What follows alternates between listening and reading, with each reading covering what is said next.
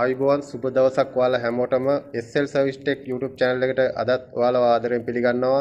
මම ගී පාඩම් මාලාවයි ඔයාලට කියලා දුන්නේ digital multimeter එක analog multimeter එක ගැන මීටර දෙක ගැන තමයි කියලා දුන්නේ. අද ඔයාලට මම කියලා දෙන්න යන්නේ mega meter එක ගැන insulation resistant කොහොමද check කරන්න කියලා. මේකේ අපිට assume current leak එකක් තිබ්බත් කොහොමද check කරගන්න කියලා බලා ගන්න පුළුවන්.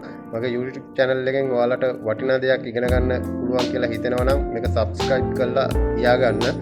අපි ඉස්සරහට බලමු මේ වීඩියෝ එක කොහොමද යන්නේ කියලා. ඔයාලට කියලා දෙන්න යන්නේ අලුත්ම මීටරයක් ගැන. අපි කලින් කරා digital multimeter එක ගැන පැහැදිලි කිරීමක් කරා. ඊට පස්සේ analog multimeter එක ගැන පැහැදිලි කිරීමක් කරා. අපි කොහොමද ඒවෙන් හරි මාපකයක් හරි අගයක් දැනගන්නේ කොහොමද කියලා.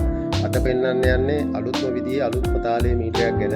මේකට කියන්නේ insulation resistant කියලා කියන්නේ. මේක මේ mega meter කියලා තමයි සාමාන්‍යයෙන් හඳුන්වන්නේ. මාගාව තියෙන්නේ මේ analog mega meter එකක්. මේකේ අපි කොහොමද සාමාන්‍යයෙන් අපිට කස්ටමර්ස්ලා කියනවා ගෙදර තියෙන ගෘහ විදුලි උපකරණයක් එක්ක රයිස් කුකර් එකක් හරි ෆ්‍රිජ් එකක් හරි වොෂින් මැෂින් එකක් හරි අල්ලනකොට කරන්ට් එක වදිනවා කියනවා, එක්ක ට්‍රිප් ස්විච් එක යනවා කියනවා. අපිට සමහර දේවල් තියෙනවා කොච්චර චෙක් කරත් අපිට මේක හොයාගන්න බෑ කොහොමද මේකේ කරන්ට් ලීක් එක එන්නේ කොහෙන්ද එන්නේ කියලා මල්ටිමීටර එකටවත් පෙන්වන්නේ නැහැ. ඒ වගේ සියුම් දෙයක් චෙක් කරගන්න තමයි මේ මෙගර් මීටර එක අපි පාවිච්චි කරන්නේ. සාමාන්‍යයෙන් මෙගර් මීටරය ඉහළ DC වෝල්ටේජ් එකක් මේ බලා ගන්න පුළුවන්. 250 වෝල්ට් 500 වෝල්ට් 1000 වෝල්ට් වගේ උපයෝගී කරගෙන වයර් දෙකක් අතර රෙසිස්ටන්ස් එක චෙක් කරන්න පුළුවන්. අපිට මිනිත්තුවට මැන ගන්න පුළුවන් උපකරණයක් තමයි මේ මෙගර් මීටර එක කියලා කියන්නේ. මේක ඉතින් මේකේ මේ අනිත් මීටර වල වගේම මේකේ තියෙනවා බැටරි කැලි තියෙනවා, බැටරියක් තියෙනවා, මේ 1.5 බැටරි කැලි 4ක් දාලා තියෙනවා. මේකට පෙන්ටොස් බැටරි කැලි 4ක්. මේක වෙනම මෙතන සිලෙක්ටර් එකක් තියෙනවා. මේකේ තියෙන උපාංග මෙතන මේක සිලෙක්ටර් එක උණු ප්‍රෙස් කරලා මේව කරකවුවාම මේක ඔන් වෙනවා. මෙතන LED බල්බ් එක පත් වෙනවා පෙන්නනවා. ඊට අමතරව මේකේ තියෙනවා ප්‍රොප් දෙකක් තියෙනවා. මේ ප්‍රොප් දෙක එකක් ලයින් එක අනිත් එක මේ අර්ත් එක කියලා තමයි සාමාන්‍ය කළු පාට වයර් එකේ වලට පේන ඇති. මෙන්න මෙතන මේ ක්ලිප් එකක් තියෙනවා. මේ මොකටයි ක්ලිප් එකක් වගේ මේක තමයි මේ අර්ත් එකට සම්බන්ධ කරන්නේ. මෙන්න මෙතන තියෙනවා අර්ත් කියලා මේ නම ගහලා ලියලා අපි මේක අර්ත් එකට මේම සම්බන්ධ කරනවා. ඊට පස්සේ මේකේ රතු පාට වයර් එක තමයි ලයින් එකට ගන්නෙ. ඒක මෙතෙන්ට සම්බන්ධ කරනවා. ඊට පස්සේ මේකේ තියෙනවා මෙතන අනිත් මීටර අර මේ ඇනලොග් මල්ටිමීටර එකේ වගේ මෙතන රීඩින් පෙන්වන්න මෙතන වෙනම මේ රීඩින් මාක් කරලා තියෙනවා. ඊට පස්සේ වෙනම මාපාංකයක් කටුවක් තියෙනවා මේකේ රීඩින් එක පෙන්වන්න. අපිට මේකත් අර තියෙන ක්‍රමය අනුව මෙහෙම හැඩ කරලා තියාගත්තු එහෙම ඕනනම් මෙතන 0 එකට ගන්න පුළුවන්. මෙතන වෙනම තියෙනවා මේ ටෙස්ටර් එකකින් මේක අපිට මේ ඇනේ චෙක් කරලා මේක 0 එකට තියාගන්න පුළුවන්. ඊට පස්සේ තමයි අපි මේක බලා ගන්න ඕන.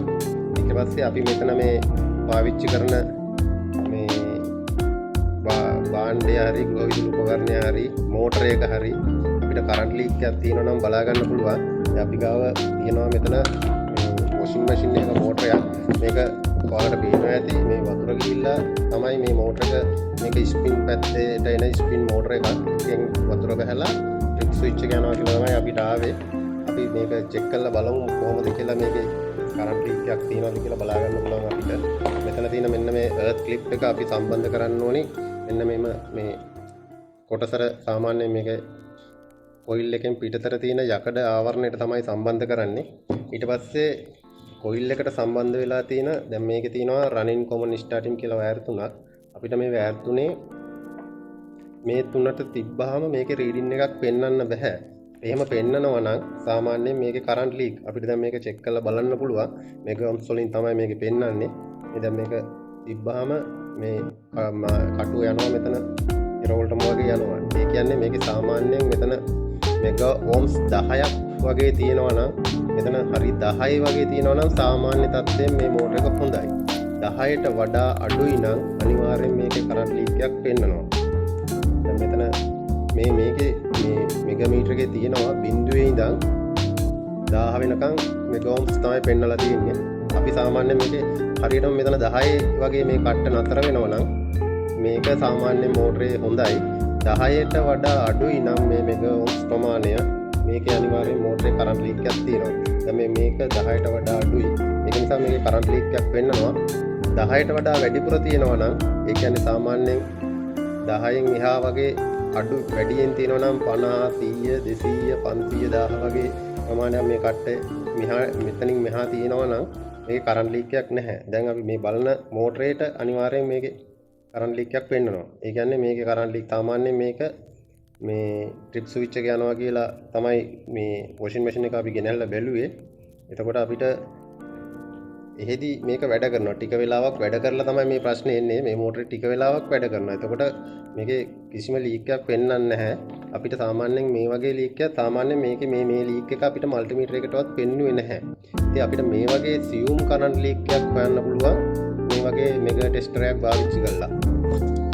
දැන් අපි චෙක් කරලා බලමු. අපි ගාව තියෙනවා මෙතන සෝජි චොකි මැෂින් එකක ටච් මෝටර් එකක්.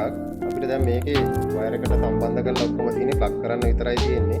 එතකොට අපිට මේකේ සම්පූර්ණම වයර් එකයි ඔක්කොම කනෙක්ට් වෙලා තියෙන්නේ. කොයිල් එකටත් සම්බන්ධ වෙලා තියෙන්නේ. අපිට පුළුවන් මේකේ තියෙනවද කියලා මොකක් හරි දෝෂයක් බලන්න. එතන එර්ත් වයර් එක තියෙනවා. මේ එර්ත් එකට මේ ක්ලිප් එක මේ එර්ත් ක්ලිප් එක සම්බන්ධ කරලා ඉවරලා අපිට පුළුවන් මෙතන මේ නියුට්‍රල් එකයි ලයින් එකයි තියෙනවා. මේ දෙකට තිබ්බම අපිට පෙන්නනවා මෙතන මේ බලන්න පුළුවන් මේක එකෙන් දැන් මේ කට්ට අපිට මේකේ තියෙනවා දැන් මේ කටුව මේකේ එහා මෙහා යනවා එක පේනවා. දැන් අපිට මේකෙන් බලන්න පුළුවන් මේකේ ඇත්තටම කරන්ට් ලීක් එකක් නැහැ. මොකද මෙතන තියෙන මේ අගය 10ට වඩා වැඩි අගයක් තමයි පෙන්වන්නේ. දැන් මේක අපි අතින් ඇල්ලුවත් පොඩි ප්‍රමාණයක් අපේ ඇඟ හරහා යනවා. එතකොට අපිට මේක බලන්න පුළුවන් මෙහෙම මේ කටුව තියලා දැන් මේක ඇත්තටම මේකේ කරන්ට් ලීක් එකක් නැහැ. මොකද මේ මෝටරේ හොඳ මෝටරයක්. මේ වගේ දේවල් අපිට බලා ගන්න මේ මෙගර් මීටරේ ගොඩක් උපකාර වෙනවා. ඔයාලට පුළුවන් නම් මේ මෙගර් මීටරයක් අරන් තියාගන්න. මොකද ගොඩක් ප්‍රශ්න විසඳ ගන්න පුළුවන් මේ කරන්ට් ලීක් ප්‍රශ්න. මොකද සමහර කුඩා ළමයි එහෙම මේවා රයිස් කුකර් වගේ දේවල් එහෙම අල්ලන්න පුළුවන්. ගෙදර වත් එක උයන්න ගාලා තියෙන වෙලාවට ගිහිල්ලා. එතකොට සාමාන්‍යයෙන් අපිට වැදුම් නැතුණාට කුඩා දරුවන්ගේ තියෙන සියුම් කමක් එයාලට මේවා ඇල්ලුවාම සමහරට කරන්ට් එක වදින්න පුළුවන්. ගොඩක් හොඳයි මෙගර් මීටර් එකක් භාවිතා කරලා ඔයාලා අලුත් වැඩියාවන් කරනවා නම් රිපෙයාර් කරනවා නම් මෙගර් මීටරයක් අනිවාර්යෙන් පාවිච්චි කරන්න. එතකොට ඒකෙන් තියෙන ලෙඩේ දෝෂය මොකක්ද කියලා හරියටම හඳුනගෙන නිවැරදි රිපෙයාරයක් කරන්න පුළුවන්. ගොඩක් ස්තුතියි වීඩියෝ එක බැලුවට.